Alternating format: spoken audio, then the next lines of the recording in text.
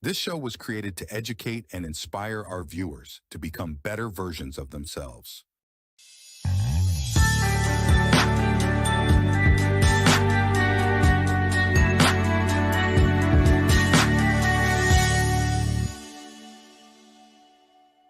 All right, you're watching the Power Hour, and today's topic is: should you sacrifice your own happiness for someone else's? And joining me today is no stranger to the show. And she's pretty much a regular. Ladies and gentlemen, please welcome Dr. Heather Hollinger. Heather, how are you? I'm great. How are you doing today? I'm doing pretty good. It's always a pleasure having you on the show. Yeah, I'm always happy to be here. I know you're a regular. This is it for you, right? Right. Let's jump right into it. Should we sacrifice our own happiness to make someone else happy? So at the end of the day, I'm going to definitely say no. And the reason being is because when you sacrifice your happiness and put other people first, eventually you build resentment against that person because your wants and needs aren't being met because you're fulfilling other people's wants and needs. Right, right. What are some of the potential consequences of doing that? Yeah, so besides resentment, at the end of the day, you can actually get burnt out. You can lose the things that you love in life. So you often lose your activities, hobbies, family, and friends. And you often end up being codependent with your partner because you're giving all of yourself to them. And so you almost sacrifice your own separate life and you don't have a separate life outside of your partner. Right. Now, I was thinking, is there a difference between long-term, sacrificing happiness, long-term versus short-term? Is there a difference between that?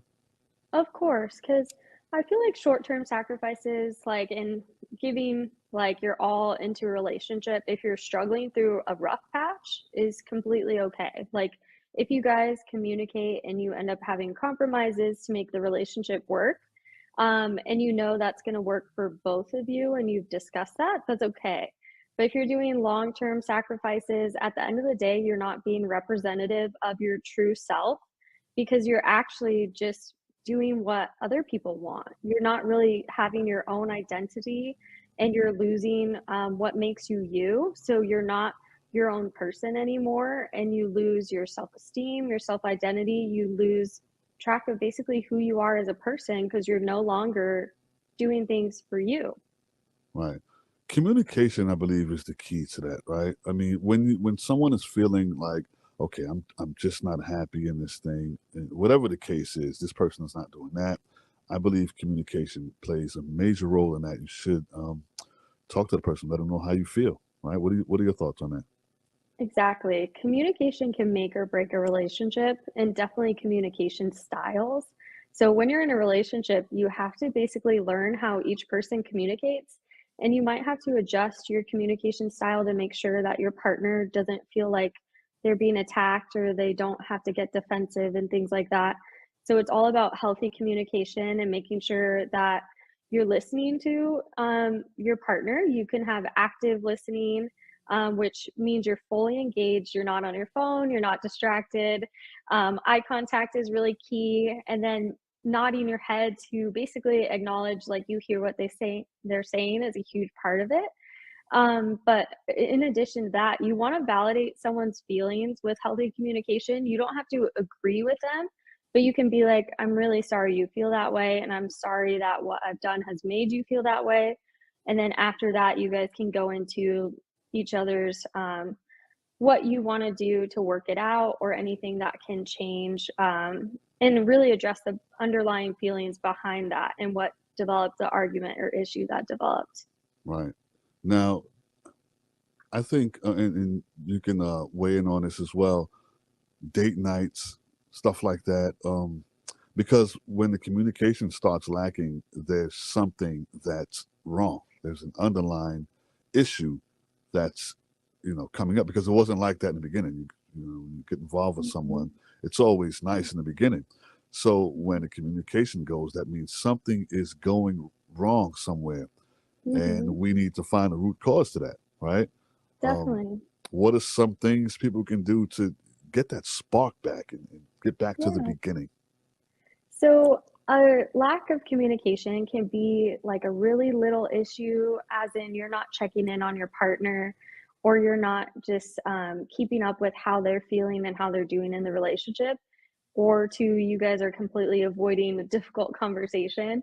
So the key part is to basically make regular check-ins with your partner. Something that's really common is that partners will sit down, like, either at the end of the week or the beginning of the week, and they'll be like, okay, well, what went well last week? What did you like? What did you not like? Is there any issues that you feel like we haven't resolved in the last week? Or is there anything that you want to further discuss from the last week? And how can we discuss that now so we can move forward into the next week?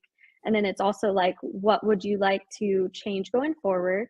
And what are you looking forward to in this next week? Or what would you like me to do this next week for you to make you feel like this relationship is working and make you feel more loved and a part of this? Right. And these are some things that people can do on their own instead of quickly running to therapy. Now, therapy, I'm not against it. If it's needed, Mhm. it's needed. If want to go, and it's all good. But these are some of the tips that can be done on your own just to fix it before it gets really broken beyond Mhm. fixing. You know what I mean? Um, Definitely. what advice would you give someone who's going through something like this? Yeah, so what I would recommend is always being open and honest with your partner and yourself. Like, at the end of the day, you want to analyze a relationship with the 80/20 rule. Like, is it 80% good and 20% bad? And that 20% bad, is that ruining that 80% for you of the good times? Like, is that bad times too bad where you can't make it through what's going on? And then, are your wants and needs being managed in the relationship? Like, is what's happening now meeting your relationship goals and your overall life goals? So you want to really make sure that you're having that open line of communication with your partner and really reflecting on where you're at in the relationship right now and where you think it's going. And like, you want to make sure that you guys both have the same goals when it comes to relationships. And they can be big things such as wanting to get married or wanting to have kids. And then even little things like, do you want to have pets later? And what's your Mm. situation with that can make a huge difference. So making sure you iron all of that out, that's going to help prevent issues later on too. Right, right. Yeah, I definitely think you should get to know a person's habits Hmm. beforehand. You don't want to find out Definitely. later that someone is horrible at managing money, Hmm. because that's really important. Yeah. Most relationships end because of financial situations. Hmm. Um, so yeah, you want to make sure of that, and it's a whole bunch of things. Just get to know a person before you jump right in, because it always feels good in the beginning. Yes. The butterflies and everything feels good, and then you're a couple of years in, and you're like, Mm. "Whoa, what Yeah. happened?" You The know? honeymoon phase. So you got to Yeah, make sure that you're getting past that phase before you make huge decisions. Because everyone's on their best behavior in that honeymoon phase. And sometimes it can last a shorter amount of time if life gets real for both of you, but sometimes it can last even 6 months to a year. So I think arguing and figuring out each other is healthy as long as your communication is healthy and not attacking each other. So I think that's good to really see if you guys are going to mesh in that way and make sure your values align. right. Now let me ask you this: should a person date someone only because of their financial status? I hear a lot of people nowadays saying, "Well, if he doesn't make this, I don't want to be involved." You know what I mean? What do you think about that?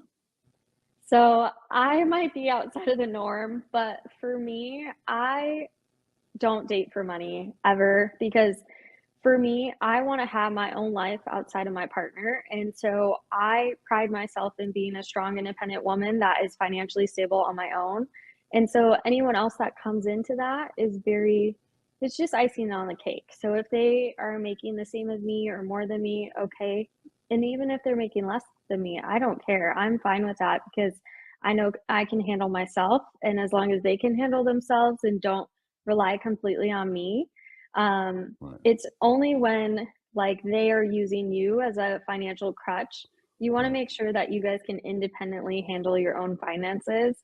And then I don't see the need for dating somebody with a lot of money because you want someone that at the end of the day that you still like talking to them and being around them. So because I work in the hospital, I see a lot of older couples and like the spouse is at bedside and I always think of, is this someone that I'm going to want to, if they can't move and they're in the hospital bed, would I still love being around them because I can just talk to them Right. or see them? And so that's my guide for when it comes to dating, because like you really want to make sure that you're with someone that's going to make you feel good and be happy long term, even if you have rough patches. But finances isn't everything, and it's not going to make you happy. Money can't make you happy at the end of the day. You can be the most depressed and anxious and sad even with money. Right. Because if you're dating someone who's the breadwinner and he or she decides to, you know, they're done with you, then what do you leave Mhm. with? What do you have? Mm, yeah, and that's a common issue, especially in abusive and toxic relationships, is actually financial abuse. So they use it as a way to control their partners.